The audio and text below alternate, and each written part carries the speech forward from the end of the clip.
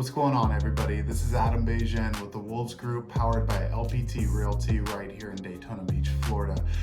This video I wanted to talk about, it is hurricane season, so I wanted to talk about preparing your house and yourself for a hurricane, because a lot of you guys are moving to Florida from out of state, and maybe you've never experienced a hurricane. So I just wanted to share with you guys what you needed to do to prepare your family, yourself, and your home for a hurricane. Now, if you're unfamiliar with my channel, I'm a born and raised local right here in the Daytona Beach area. Absolutely love this area.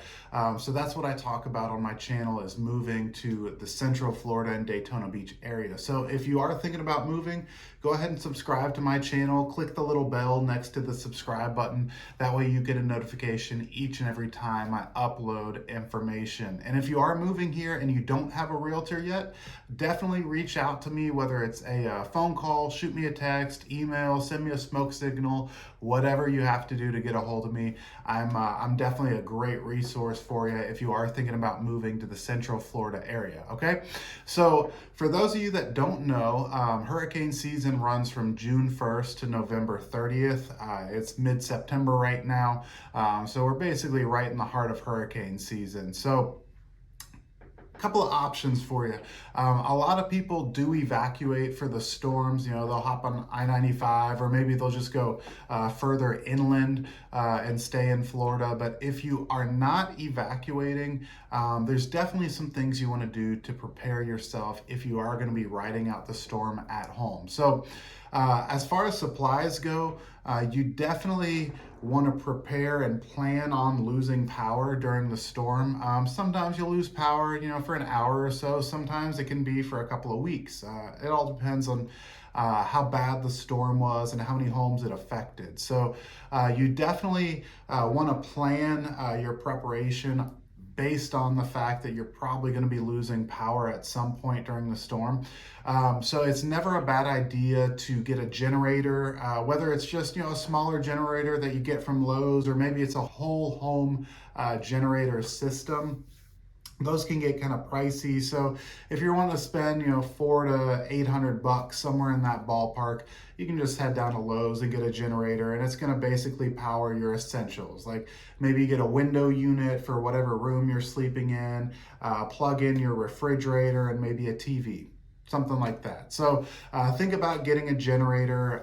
If you are wanting to have some kind of power source, a generator is going to be a pretty inexpensive fix for you. And the nice thing is you can store them in the garage and then use them year after year after year. If you are going to get a generator, though, keep in mind that you're going to need gas, most likely, to power that generator. So you'll definitely want to fill up your generator with gas, and then go ahead and get some extra gas cans that you can fill up as well.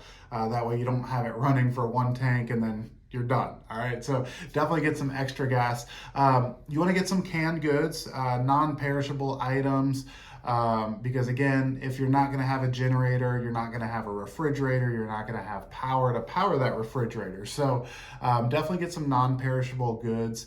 Loading up on canned goods is a great thing, but it doesn't mean anything if you don't have a can opener. So definitely get a manual can opener, not a electric powered can opener, because you won't be able to open your cans.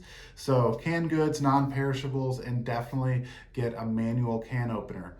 A lot of us here in Florida, when we do lose power, we use our grill to cook, whether it's charcoal or a propane grill. So it's never a bad idea to get extra propane or extra charcoal. That way, if you are out of power for a week or so, you've at least got a way to have some hot meals via your grill. So always a good idea. You want to have water. Obviously, if the water supply or anything like that is affected by the storm, last thing you want to not have in your supply cabinet is water. So definitely load up on extra bottled water. Get the gallon jugs. A good tip is to fill up your bathtub with water. Not for bathing, but maybe for doing dishes, or if you have to put water in your toilet when you go to flush it, you've got your basically you're filled up with water there and you're good to go. Just use it right from the tub. Don't want to drink it, but use that for stuff like chores and stuff around the house. And going along with the water, having extra water around the house, go ahead and have extra drinks. A lot of us here, we have hurricane parties because we know we're going to be out of work or out of school for any number of days. So we'll make parties out of it. Great little tip for you is to fill up the drum in your washing machine with drinks and ice.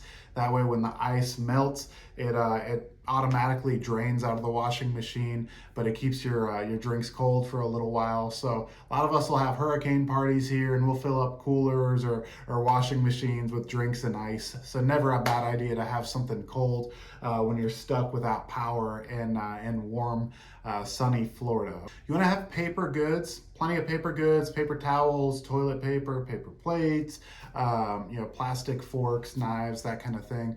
You're not going to be wanting to do dishes if you don't have power or running water, so it's just easier to have paper goods for everything. You also want to have a battery powered radio. That way you can at least hear updates. If Wi-Fi is down or something like that, at least you still have the radio where you can hear what's going on. If you do have a battery powered radio, definitely make sure you have extra batteries, and not just for your radio, but flashlights, anything that's battery powered that you think you might be using during that time where you don't have power. Definitely load up on extra batteries for yourself. Being without power, you're not going to have any light sources, so it's never a bad idea to load up on candles, flashlights, matches, that kind of thing. That way you can at least see in your house. You want to have a first aid kit. You never know what's going to happen, so it's never a bad idea to have a first aid kit. And going along with that, you also want to have your personal hygiene items, toothpaste, toothbrush. Just think about the stuff that you use every single day. And if you were going to be stuck at home for a week or two, you weren't able to get out and go, because sometimes you'll have trees that fall down in the middle of the road and the city can't get to it. So maybe you're stuck in your neighborhood and you aren't able to leave your neighborhood because there's a fallen tree there.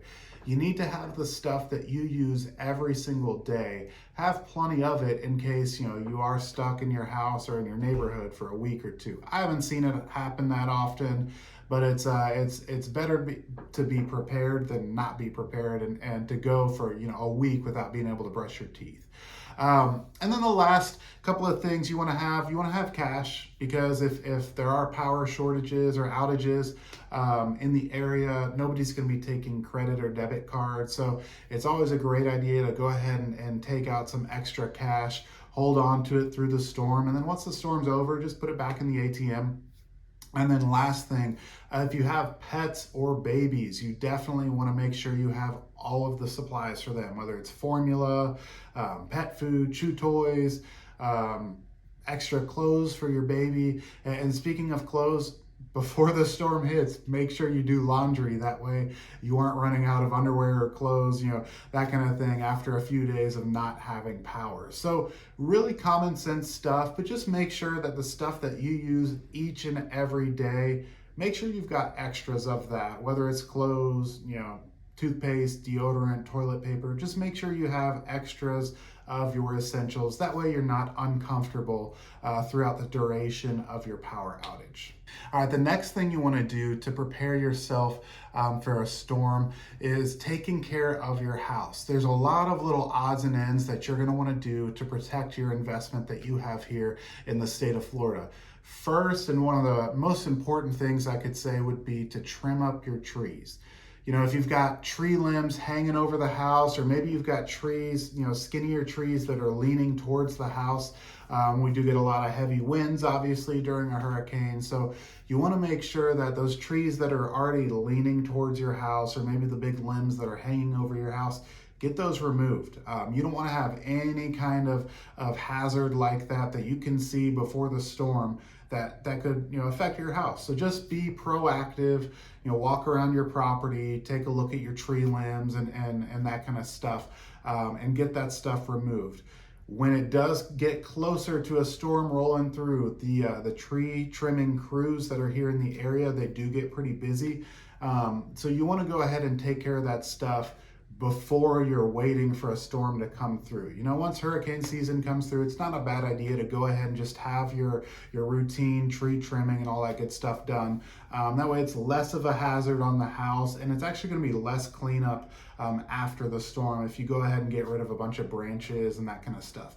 Going along with tree trimming in the outside of your house, pick up any loose branches, that you see laying on the ground. Anything that you think could be a projectile, go ahead and get rid of it.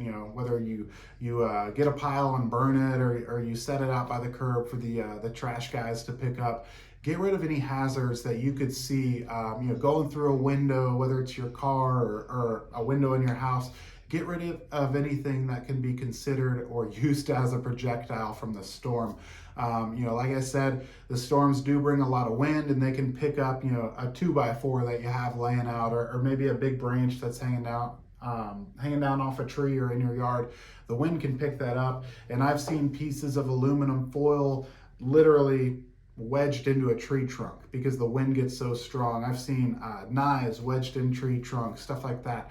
So it can get very windy and very dangerous if you have projectiles laying around. So definitely dispose of those. Going along with the projectiles, it's a good idea to cover up your windows. If you don't have hurricane impact windows, you want to think about, what am I going to do to protect the glass in my house? Whether it's boarding up with your regular sheets of plywood. If you want to spend a little bit more money and make things a little bit easier for yourself, definitely look into hurricane shutters. And if you have questions on those, reach out to me and I can definitely point you in the right direction as far as hurricane shutters go.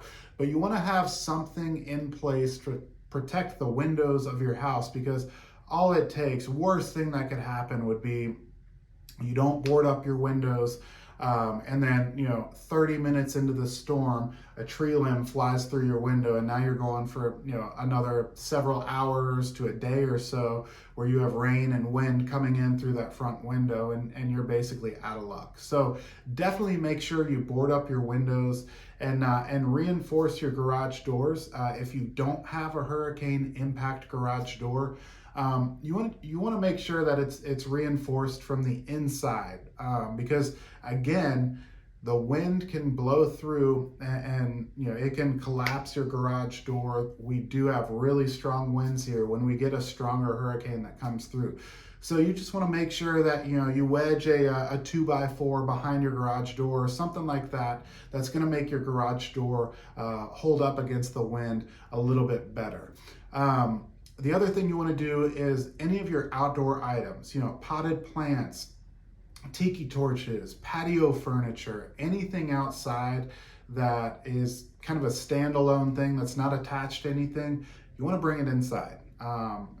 We literally take any item that we've bought and paid for, whether it's a potted plant or tiki torch, patio furniture, stained glass, any of that kind of stuff that's outside, we take everything inside and put it in the garage. Once the heart of the storm's over with, then you can move that stuff back out. But you want to take care of your stuff, and you want to, again, minimize the amount of projectiles that are out flying around if you get a stronger storm rolling through.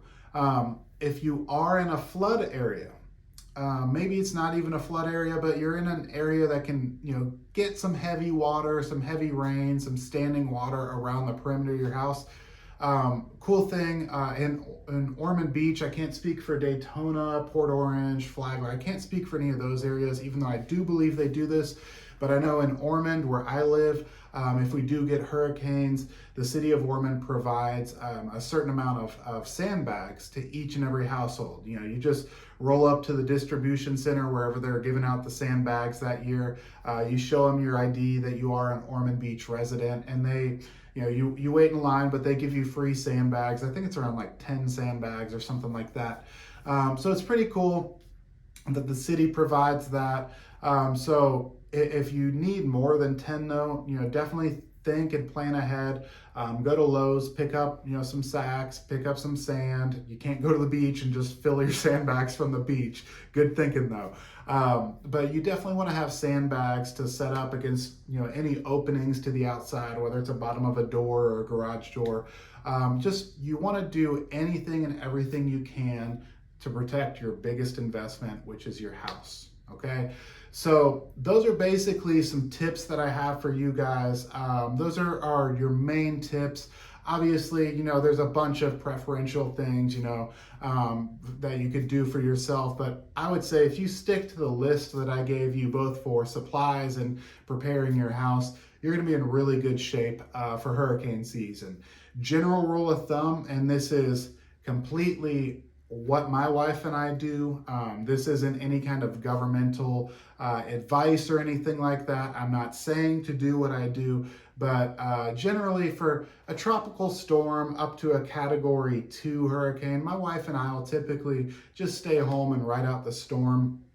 But from a Category 3 hurricane or stronger is when my wife and I will board up our windows and we'll evacuate and ride out the storm somewhere else. So that's what my wife and I do. That's what a lot of locals here in the area do. But again, you need to do what you feel comfortable with and you know, make sure that your family and yourself are safe during the storm. So I hope those tips helped you guys. Again, if you need anything at all and you're thinking about moving to the Central Florida area, or you have any questions you know, about hurricane season or anything like that, definitely get a hold of me. Leave me a comment down below. Let me know if this was helpful to you. If it was helpful, do me a favor, give me a thumbs up. I would truly appreciate that. It helps me out with putting out videos. So hope this was useful for you, and I hope you guys have a great rest of your day. Bye, everybody.